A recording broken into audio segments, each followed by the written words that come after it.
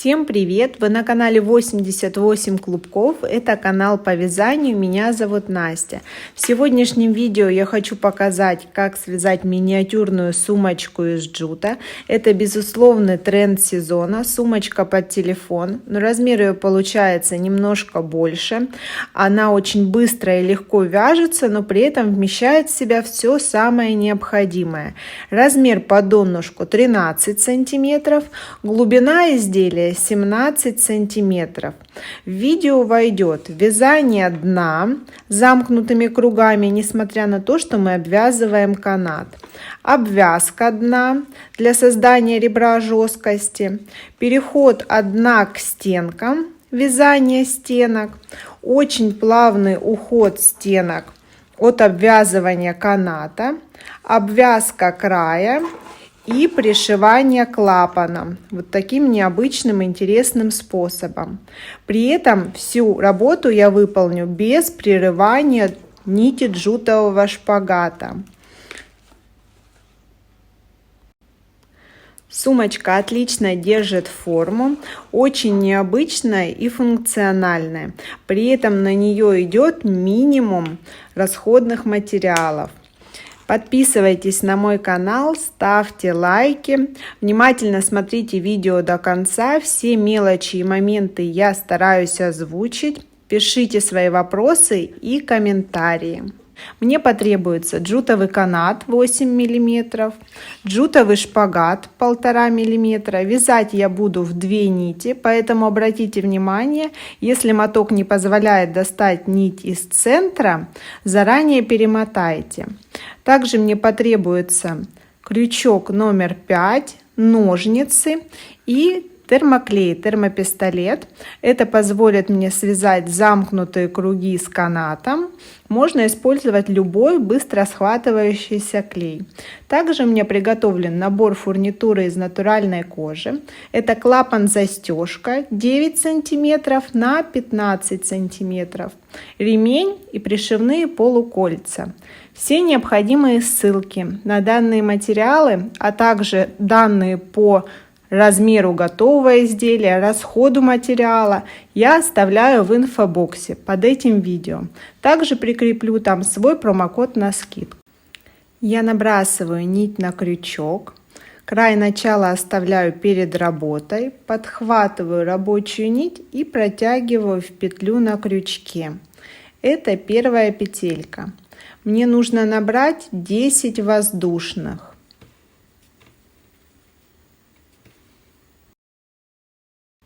Сейчас у меня 9 воздушных петель, и 10-ю с хорошим запасом прикладываю канат и подхватываю уже 10-й воздушной петлей его.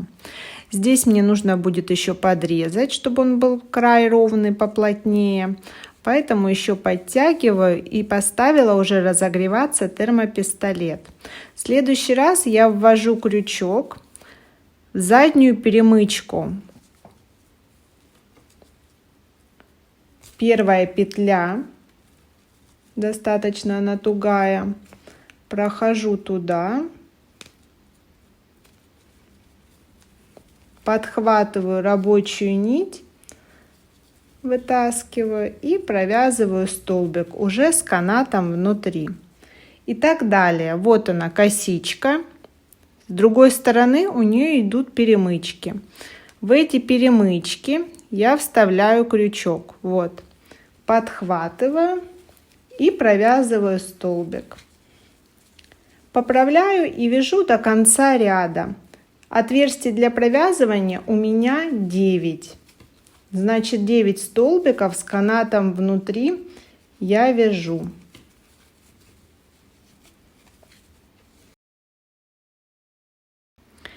Итак, у меня 9-я последняя петля. Здесь я распускаю узелок начала, чтобы не было уплотнения по полотну. В сторону эту ниточку. Вставляю крючок в последнюю петлю и провязываю в эту точку 5 столбиков, делая поворот на другую сторону. Первый, второй, третий, четвертый и сюда же пятый. Этот край начала можно подтянуть, отверстие уйдет, и пускаю его по канату и ввязываю его в полотно. В следующий раз вставляю крючок в то же отверстие, что и вязала столбики по той стороне, то есть в полную косу за обе дужки. Вот так. Подхватываю нить и столбиком плотно, хорошо подтягиваю канат друг к другу. Продолжаю вязать в те же отверстия, в полную кромочную косу по другой стороне, столбики.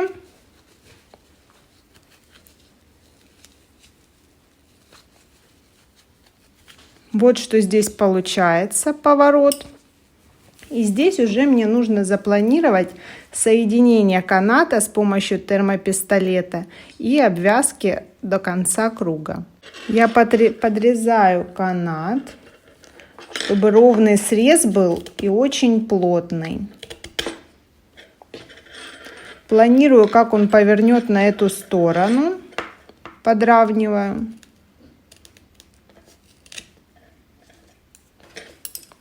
И стык в стык отрезаю канат здесь.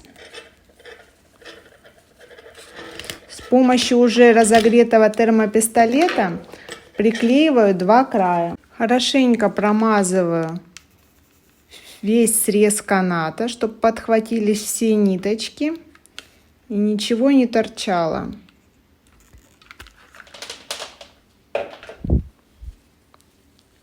И подклеиваю, удерживаю, пока клей не схватится. Теперь продолжаю обвязку, пряча стык под шпагатом.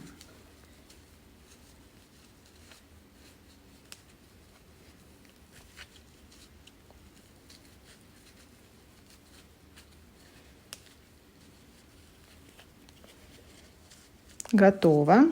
Обратите внимание, после 5 в одну точку у меня 1, 2, 3, 4, 5, 6, 7 столбиков. Провязываю 8. И здесь в поворот вяжу точно так же 5, возможно, потребуется только 4, чтобы канат полностью спрятался под обвязку.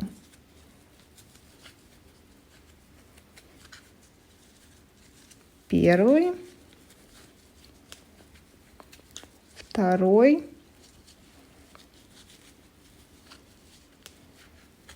третий и четвертый. Да, пятому здесь уже места нет. Готово. Теперь замыкаю. Вставляю крючок в первую косу по кромке первого столбика и увожу петлю туда. Закрепляю рабочей нитью. Здесь мне нужно планировать второй ряд. Я вывожу петлю на лицо через эту перемычку.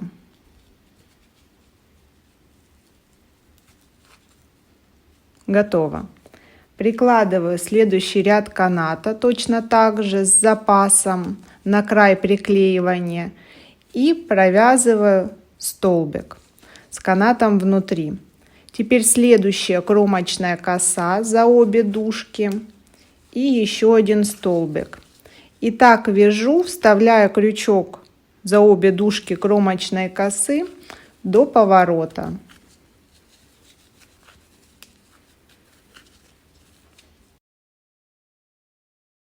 Я дошла до поворота, нахожу 5 центральных петель. И мне сейчас в них нужно провязать в одну точку по 2 столбика.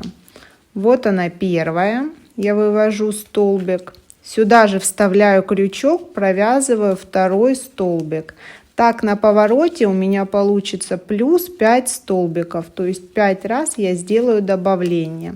Следующий то же самое. 2 в одну точку. Вот он, третий уже на вершине поворота. Сюда тоже 2.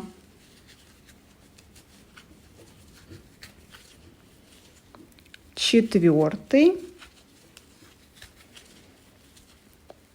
2 в одну точку. И последний 5. Тоже провязываю 2 в одну точку. Так у меня получился плавный поворот. Вяжу до того момента, где нужно отрезать и стык в стык приклеить канат.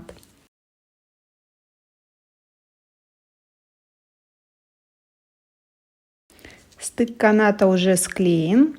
Здесь я нахожу снова 5 петель из вершины, которых мне нужно провязать по 2 столбика. И одна из петель оказывается первой, она уже провязана.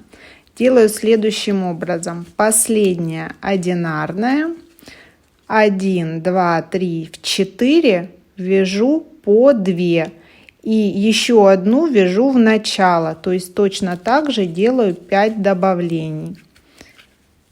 Сюда 2 в одну точку, далее снова 2 в одну точку, здесь 2 в одну точку на вершине поворота.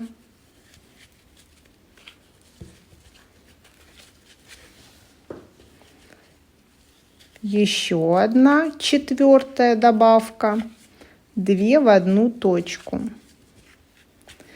И последнюю провязываю вот сюда. Сюда мне уже в том ряду провязан 1 столбик. Это 5-е добавление.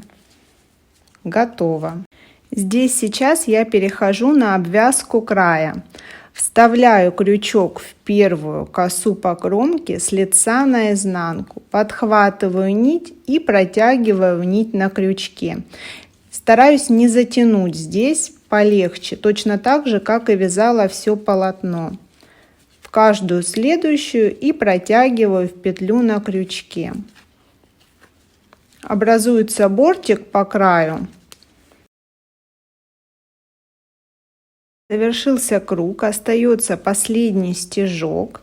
Я вытаскиваю петлю больше, чем обычно, вставляю крючок в первый стежок и увожу туда петлю. Далее еще подтягиваю ее длину. Мне нужно вывести крючок в том месте, где выходит последняя петля. Прокалываю всю толщину донышка. Готово. Подхватываю петлю и увожу ее туда. Вот получилась имитация последнего стежка. Подхватываю рабочую нить, чтобы не выскочила никуда. На этом этапе хорошенько отпариваю, даю остыть и высохнуть. Видео по отпариванию, что, как и зачем, есть у меня на канале. Здесь для вас оставляю ссылку. Вообще заготовку я хорошенько прогладила с паром. Здесь я сейчас буду вставлять крючок. Обратите внимание, коса обвязки, коса по кромке. Вот подхватывать я буду косу по кромке и перемычку, чтобы все было плотно и крепко. Вот, готово. Вытаскиваю столбик и провязываю. Сейчас я делаю еще 2 столбика без каната, чтобы очень плавно начать стенки. 2-й и 3-й. Можно для удобства перейти на крючок потоньше. Теперь вставляю в следующий. Перемычка и коса. Обвязка остается на лице. И подготавливаю край каната. Отрезаю его ступенями с разницей 1–1,5 см. Отрезан постепенно и под углом. Я подкладываю его с небольшим запасом и захватываю его рабочей нитью. Протягиваю столбик. Внутри столбиков уже канат. Продолжаю столбик за столбиком, и полностью прячется вся толщина каната под обвязкой. Так прохожу ряд не добавляя на поворотах. Вяжу ровно столько столбиков, сколько у меня петель по краю. Поправляя немножко направление каната на рост стенок. Вот, обратите внимание, продолжаю вставлять крючок в петлю и прятать канат. Здесь он пойдет также на рост стенок. Важным моментом является то, что не меняется натяжение нити. Вот кромочная коса, которая проходила у меня по обвязке, не должна изменить своего размера. Как я вязала ее, так и продолжаю вязать. Для того, чтобы изделие было с ровными стенками, они не пошли на сужение и не пошли на расширение.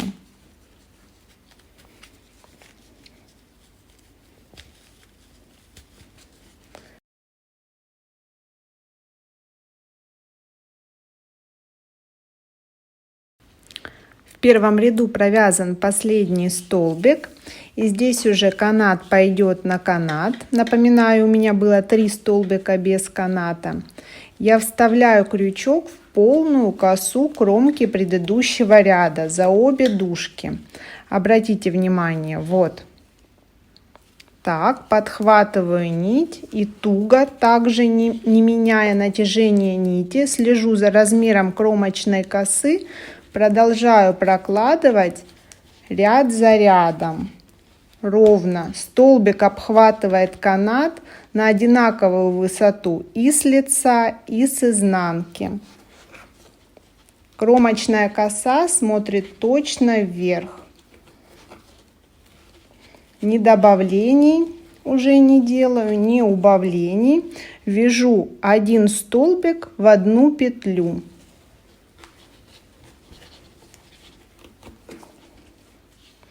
Ряд за рядом. Такое плавное начало у меня получилось. Чем больше вырастут стенки, тем менее будет заметно. Но также плавно нам нужно будет закончить. Покажу, как я это сделаю.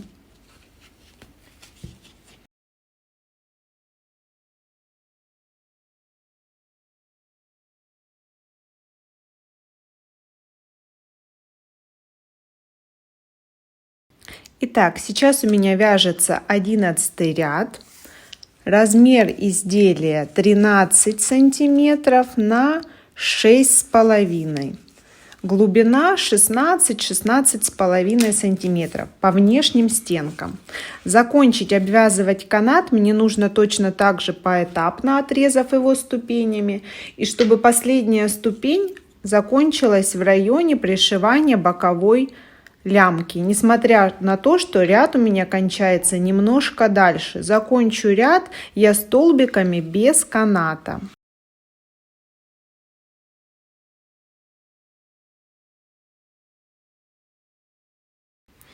Итак, у меня закончился канат. Я делаю еще несколько столбиков уже без каната. И здесь уже можно вводить клапан, высчитав, отцентровав его по отношению к изделию. Вот начало, вот окончание моих рядов.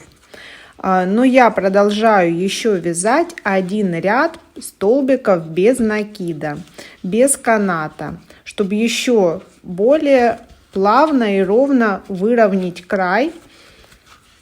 И только после этого ряда начну пришивать клапан. Сейчас вяжу столбики до этого момента.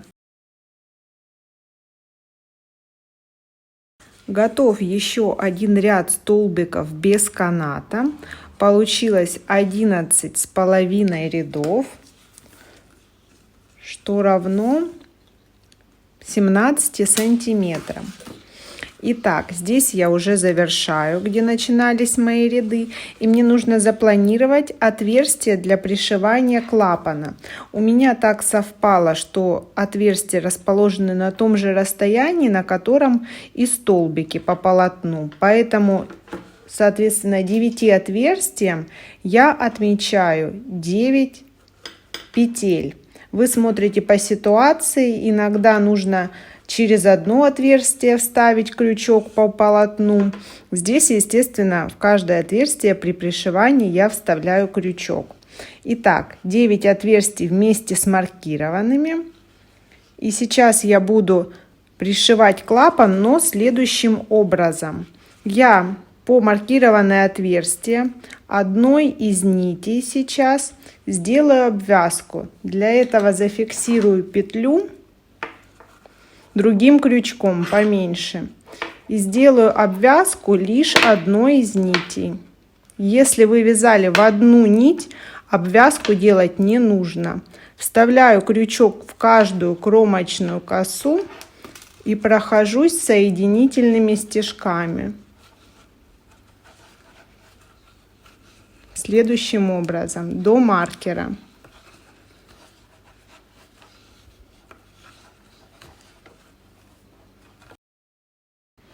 Вот что я имею. Обвязка пошла по краю. Я буду пришивать клапан не в кромку, а в расстояние между рядом с канатом и рядом без каната. То есть в эти вот отверстия, куда вставляла столбики последнего ряда. Итак, крючком потоньше, который позволяет мне ввести его сюда, я делаю первый стежок обвязки по краю, вытягиваю его и перехожу, соответственно, уже сюда. Вставляю крючок по полотну клапана и в отверстие между рядами. Вытягиваю и соединительный стежок протягиваю в петлю. И так петля за петлей, отверстие за отверстием я прохожу одной нитью шпагата.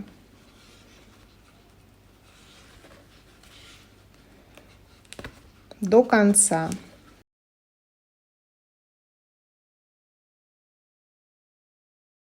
Готово. Пришит клапан. Вот так аккуратно это выглядит. Он немножко утоплен, не по самому краю. Теперь я возвращаю крючок в обе петли и продолжаю уже обвязку по краю изделия в 2 нити. Протягиваю их и вставляю крючок в косу по кромке. Возвращаюсь к полотну, к общему. Продолжаю обвязку до этого момента.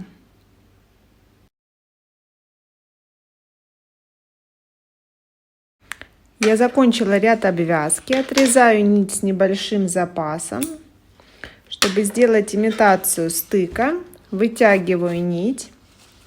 Вставляю в первую обвязочную кромочную косу с лица на изнанке, увожу туда. И вернуть мне ее нужно в исходную петлю, то есть вот сюда. Через все полотно прохожу крючком с изнанки на лицо и увожу нить на изнанку.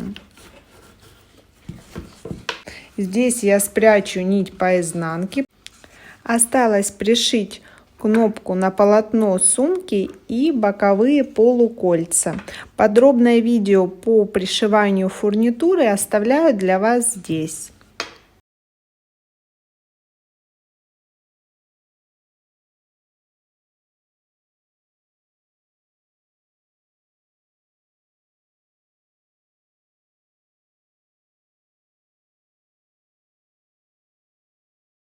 Готова моя сумочка. Получилась очень необычная, стильная и вместительная, несмотря на свой размер.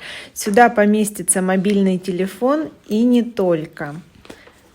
Также необходимо будет сшить подкладку в изделии из джута. Это желательно, так как некоторые свойства имеет материал.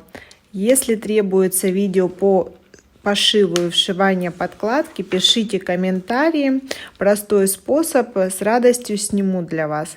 Ставьте лайки, подписывайтесь на мой канал, будет много интересных видео. Всем пока!